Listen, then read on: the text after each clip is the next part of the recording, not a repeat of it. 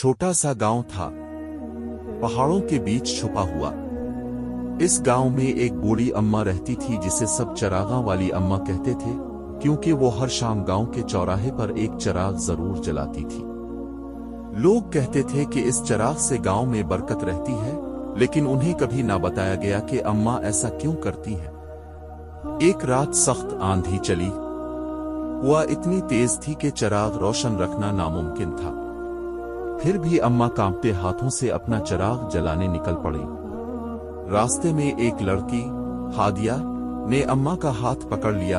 अम्मा, आज तो आंधी है, चिराग बुझ जाएगा, जाएं भी नहीं।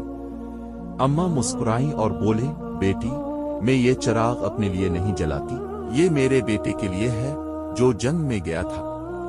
मैंने अल्लाह से वादा किया था कि जब तक वो वापस नहीं आ जाता मैं ये चिराग रोशन रखूंगी।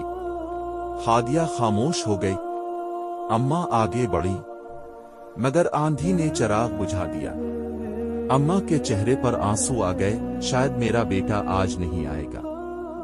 इसी लम्हे पीछे से एक आवाज आई, अम्मा। हादिया ने देखा एक जख्मी सिपाही आहिस्ता आहिस्ता चलता हुआ अम्मा की तरफ आ रहा था। अम्मा चीख कर बोले, बेटा, मेरा चिराग तो बुझ गया था। सिपाही ने मुस्कुरा कर जवाब दिया, अम्मा, चिराग मैंने नहीं, आपकी दुआ ने जलाया था।